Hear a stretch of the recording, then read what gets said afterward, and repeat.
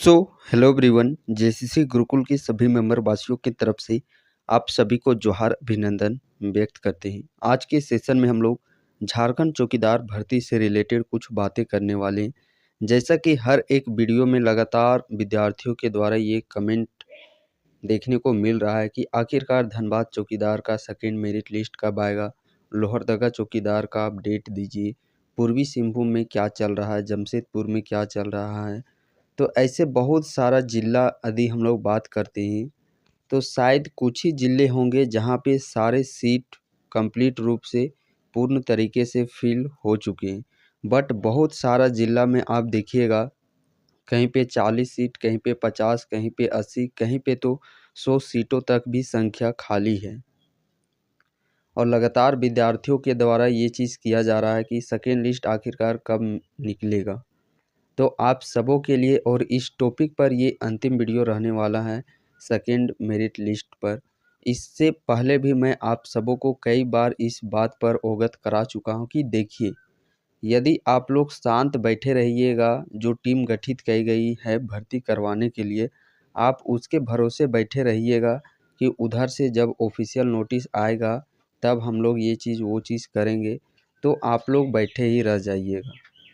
चूँकि देखिएगा हर एक ज़िला में अच्छे तरीके से एक फेयर तरीके से कराने के लिए विद्यार्थियों को कितनी मशक्क़त झेलनी पड़ी है, उनके द्वारा लगातार प्रोटेस्ट आवाज़ उठाया गया है।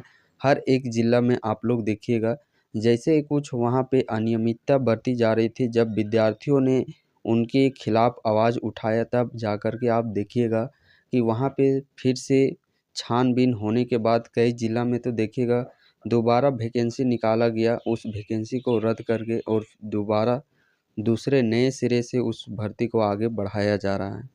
मीन्स 100 बात की एक बात समझिए कि जिस ज़िला में भी आप लोग का सेकेंड लिस्ट यानी कि सीटें खाली है, तो वहाँ सीट यदि उस जो सेकेंड लिस्ट का है उसमें आप ही लोगों की भागीदारी अहम है। जब तक आप लोग आगे बढ़ कर के निकल कर के आगे नहीं आइएगा तब तक वो सीट फिल होने वाला नहीं है। वो सीट फिल होगा बट अनफेयर तरीके से जैसे तैसे, वो तो समझ ही सकते हैं कैसे फिल होगा, वो आप भी समझ सकते हैं। तो यदि उसको फेयर तरीके से सीट भरना है, जेन्युइन विद्यार्थियों को यदि आप लोग को वहाँ पे जाना है तो आप लोग को आगे निकल कर के आना होगा और लगातार डीसी को आप लोग ज्ञापन सौंपिए, एप्लीकेशन जो भी है आवेदन दे कर के मिलने का प्रयास कीजिए और उनसे वो चीज़ रिक्वेस्ट कीजिए सेकेंड मेरिट लिस्ट के विषय में। वो डीसी के द्वारा जहाँ पे भी आप लोग को भेजा जाता है कि ये उनके काम का है, टीम गठित किया गया है, तो आप टीम गठित से आप लोग मिलने का प्रयास कीजिए और वो चीज़ रिक्वेस्ट कीजिएगा। जब आप लोग आवाज़ उठाइएगा इसके विरुद्ध में, तभी आप लोग का जा कर के कुछ सेकेंड मेरिट लिस्ट की कुछ निकल सकती है। अन्यथा आप लोग कार्यालय के भरोसे जो टीम गठित है उसके भरोसे आप लोग रहिएगा कि ऑफिशियल नोटिस आएगा, तो ये चीज़ आएगा नहीं आएगा ये चीज़ किसी को पता नहीं। यदि आने का होता ऑफिशियल तो वो कब का आ चुका होता। यदि आप लोग हैं डेडिकेटेड तो देखिए आप लोग ग्रुप बनाइए और ग्रुप में बात विचार मिलाप करके आप लोग डेट फिक्स कीजिए और कम से कम 4, 5, 6 अभ्यर्थी तक आप लोग एप्लीकेशन सौंपने का प्रयास कीजिए। अन्यथा आप लोग इसी प्रकार कमेंट में कमेंट करते रह जाइएगा कि इस ज़िला का कब आएगा, इस ज़िला का कब आएगा सो। और जो लोग आप जिस उम्मीद से आप लोग कमेंट करते हैं कि हम लोगों के पास कुछ अपडेट होगा, तो हम लोग के पास भी देखिए हम लोग भी उस चीज़ पर हैं। जब तक ऑफिशियल नोटिस जारी नहीं होता तब तक हम लोग कुछ भी नोटिस आप लोगों को नहीं पहुंचा पाते हैं। जब तक कुछ ऑथेंटिक ऑफिशियल नोटिस होता है उसी के ज़रिए हम लोग आप लोगों तक जानकारियाँ साझा कर पाते हैं। अन्यथा आप लोग सोचिएगा कि हम लोगों के ऊपर सब कुछ है तो हर एक ज़िला पर हम लोग की पहुंच नहीं है। क्या हो रहा है नहीं हो रहा है ये चीज़ हम लोग डिसाइड नहीं कर पाएंगे। हम लोग सिर्फ है आप लोग को ऑफिशियल नोटिस देने का काम करते हैं और साथ ही साथ देखिए ये सेकेंड मेरिट लिस्ट तो आप लोगों को रास्ता दिखा सकते हैं कि आप लोग को यहाँ जाने से ये चीज़ हो सकता है, इस प्रॉब्लम का सॉर्ट आउट हो सकता है।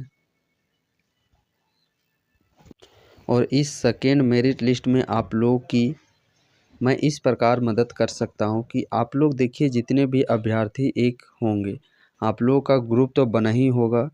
जो भी आप लोग का ग्रुप बना हुआ है, आप लोग जेसीसी गुरुकुल का जो ऑफिशियल नंबर है, आप उस ऑफिशियल नंबर पे उस ग्रुप का लिंक आप लोग शेयर कीजिए। उस लिंक को हम लोग वीडियो के डिस्क्रिप्शन में लगाएंगे, जिससे कि अधिक से अधिक विद्यार्थी उस से जुड़ सके और जो भी जुड़ सके, ताकि आप लोग फिर एक डेट फिक्स करके अपने रणनीति के मुताबिक आप लोग डीसी को ज्ञापन सौंपने का काम करेंगे।